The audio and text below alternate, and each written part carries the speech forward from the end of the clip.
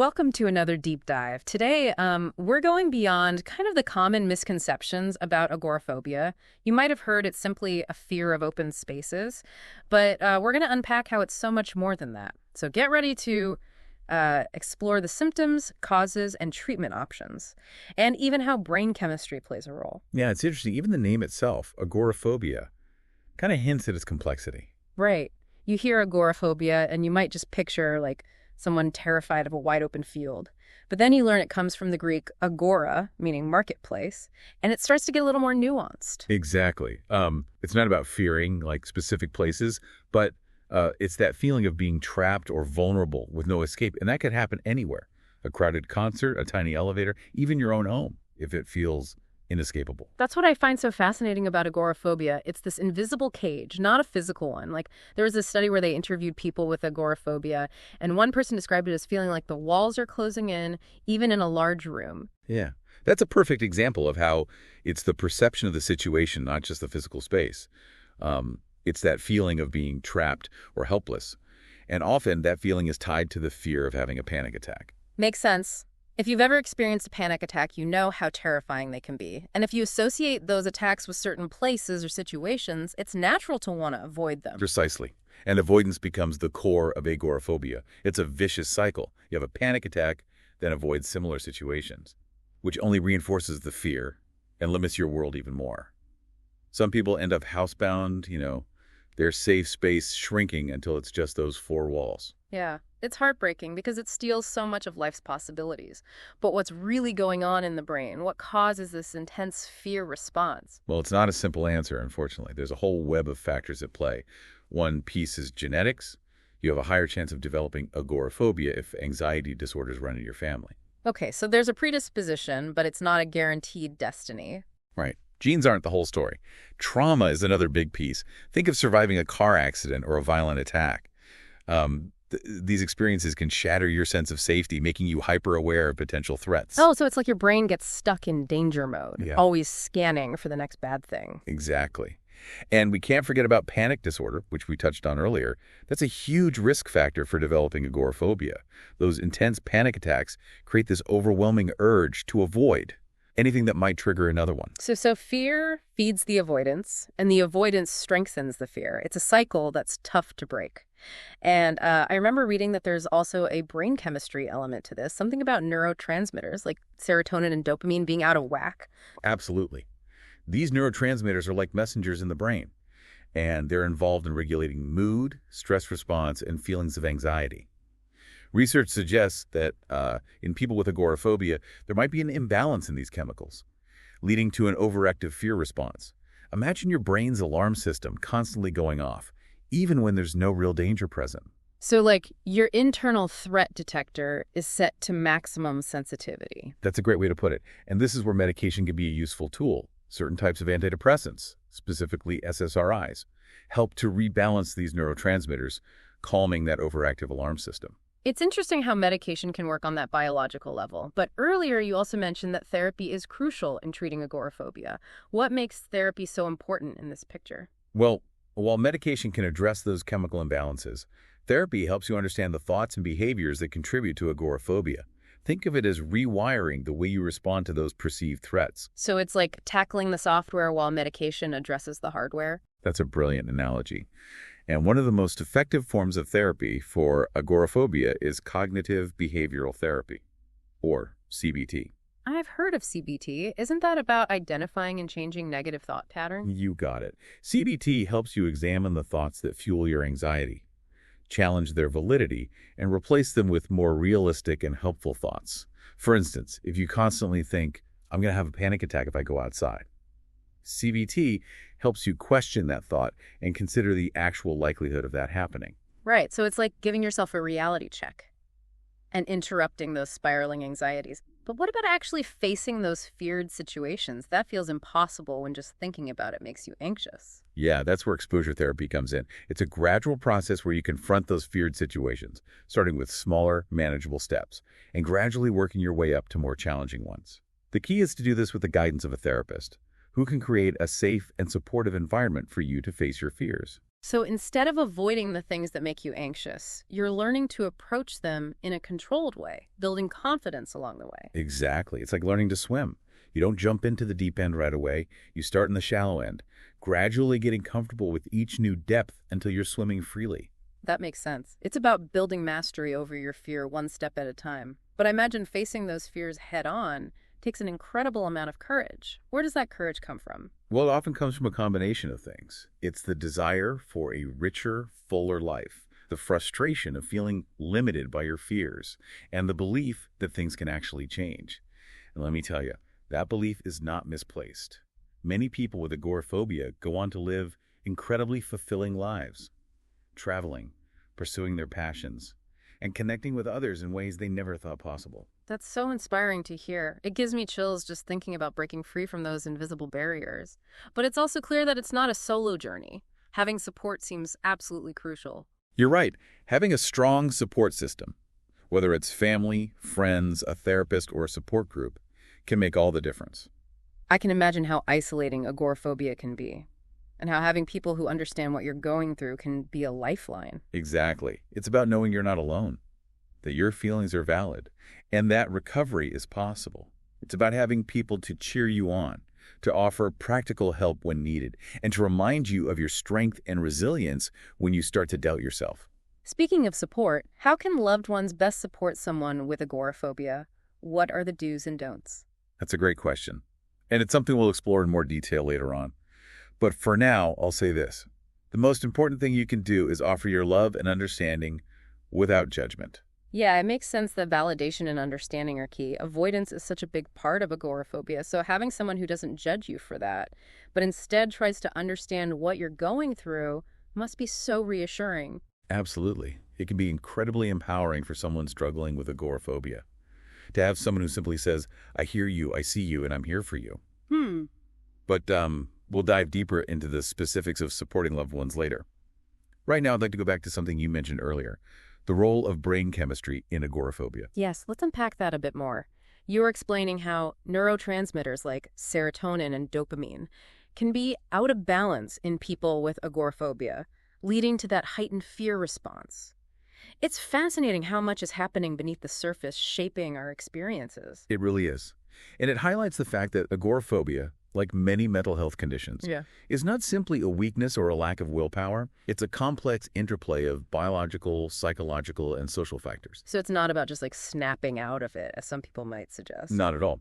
It's about understanding the underlying mechanisms and addressing them with a combination of approaches.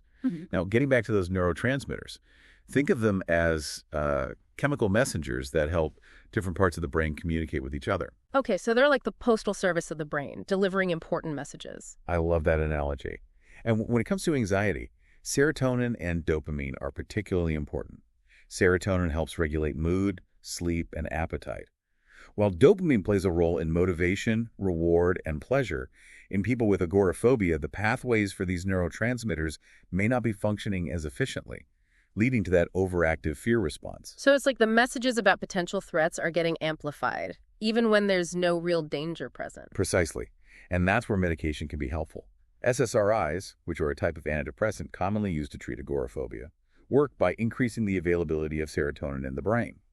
This helps to regulate mood and calm down that overactive fear response. So medication can be a powerful tool for addressing the biological side of agoraphobia. But I'm curious, does medication actually cure agoraphobia, or is it more about managing symptoms? That's a great question. Medication can be incredibly effective in reducing the severity of symptoms. But it's not a cure in the traditional sense. Think of it like taking insulin for diabetes. Insulin helps manage the symptoms and prevent complications, but it doesn't eliminate the underlying condition. That's a helpful way to frame it. So medication can provide relief and make it easier to engage in therapy, but it's not a magic bullet. Exactly. Therapy is still crucial in helping people understand and manage their agoraphobia in the long term.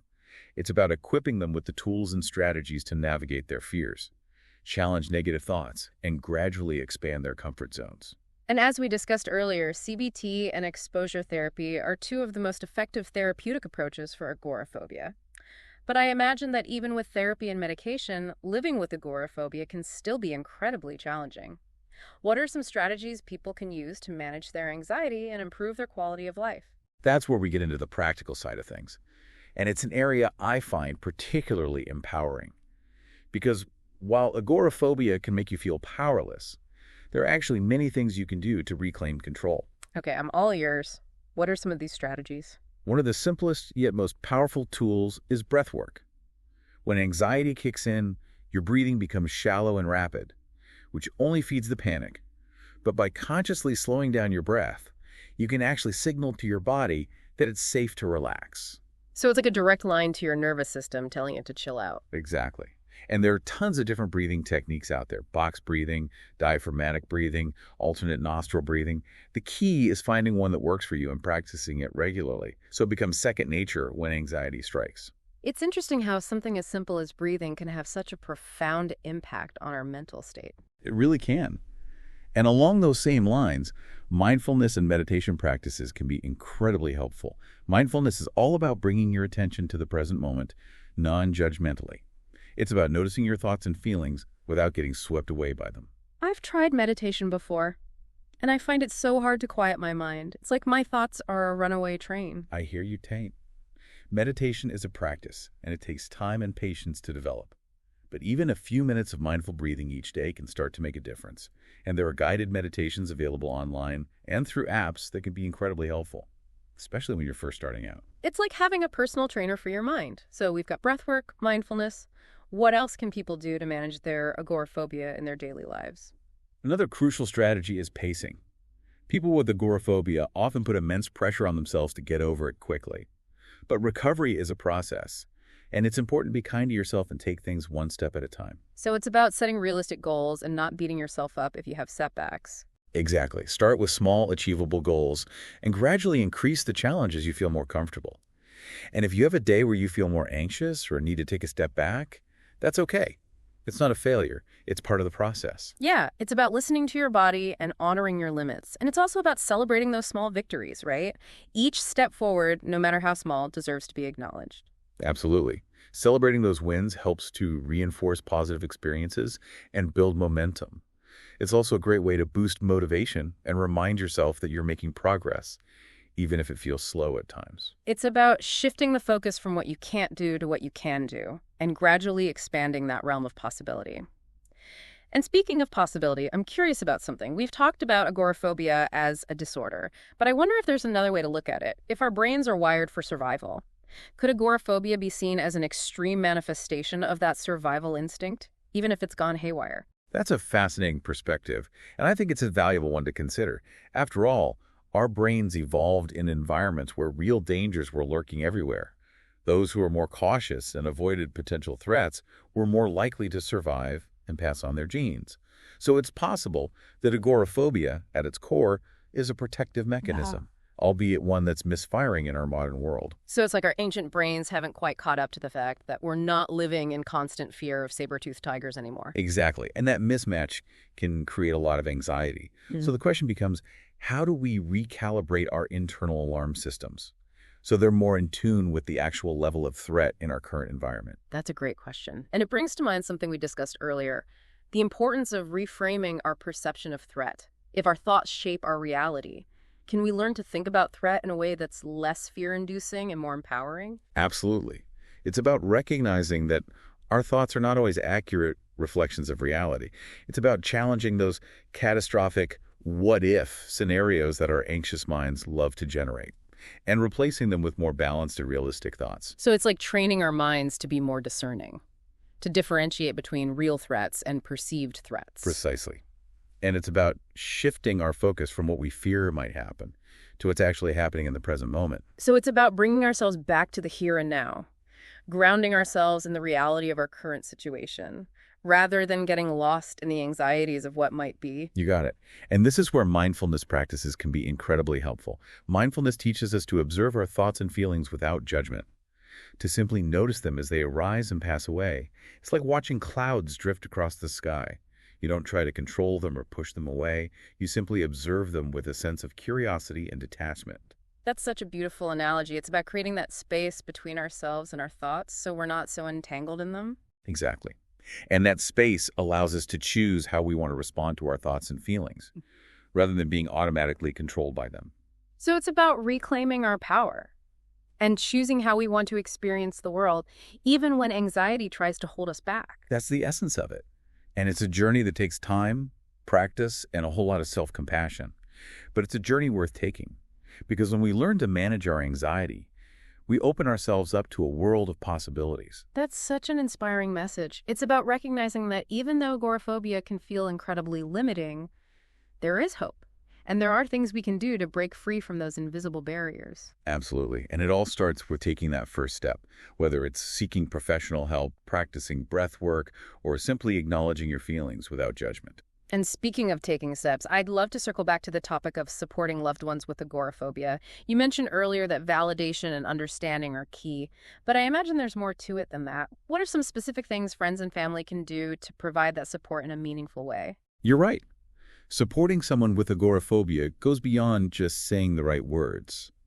It's about actions that demonstrate empathy, patience, and a willingness to walk alongside them on their journey, even when it's challenging. So what are some of those actions? What does true support look like in the context of agoraphobia? One of the most important things you can do is educate yourself about the condition. Take the time to learn about the symptoms, causes, and treatment options for agoraphobia. So it's about understanding what your loved one is going through, not just on an emotional level, but also on an intellectual level. Exactly. The more you understand about agoraphobia, the better equipped you'll be to offer support that's truly helpful and validating. And it will also help you avoid making well-intentioned but ultimately unhelpful comments, like, just relax, or there's nothing to be afraid of. I imagine those kinds of comments, while meant to be encouraging, can actually be quite dismissive and invalidating. They can be, because they minimize the person's experience and make them feel like they're not being heard or understood. Instead, try saying things like, I can see how challenging this is for you, or I'm here to listen without judgment. It's about acknowledging their struggles and validating their feelings, even if you don't fully understand them. Precisely. And it's also about being patient and understanding that recovery takes time. Agoraphobia doesn't disappear overnight. There will be ups and downs, good days and bad days. So it's about being a steady and supportive presence throughout the journey, not just expecting a quick fix. Exactly. It's about being there for the long haul, offering encouragement and support every step of the way. And it's about celebrating those small victories, no matter how seemingly insignificant. I imagine it's easy to get discouraged when you're facing such a daunting challenge. So having someone who notices and celebrates those little wins can be a huge morale booster. Absolutely. It's about helping your loved ones see the progress they're making, even when they might not be able to see it themselves. And it's about reminding them that they're not alone, that you're in this together. Yeah, it's about being a team, facing the challenges together, and celebrating the victories together. Exactly. And it's also about offering practical support. This could involve accompanying them to appointments or social events, helping them with errands or chores, or simply being there to listen when they need to talk. So it's about providing tangible support, not just emotional support. Exactly. It's about meeting their needs on multiple levels, showing them that you're there for them in whatever way they need you to be. And it's about respecting their boundaries. What do you mean by respecting their boundaries? Well, as much as you might want to help, it's important to recognize that you can't force anyone to get better. Recovery is ultimately up to the individual. So it's about respecting their pace, their limits, and their decisions, even if you don't agree with them. So it's about empowering them to make their own choices and supporting them regardless of their decisions. Exactly.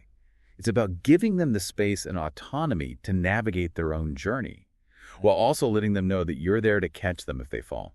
That's such a powerful image, being that safety net, that unwavering source of support. And it makes me think about something you mentioned earlier, the idea of resilience. Throughout this deep dive, we've been talking about the challenges of agoraphobia, but I'm also struck by the resilience of those who live with this condition. It takes an incredible amount of strength and determination to face those fears day after day. You're absolutely right.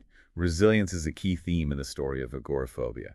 It's about finding the inner strength to keep going, even when it feels impossible. It's about adapting, learning, and growing in the face of adversity. And it's about recognizing that even though agoraphobia can feel all-consuming, it doesn't define you. You are still you, with all your passions, dreams, and aspirations. Beautifully said.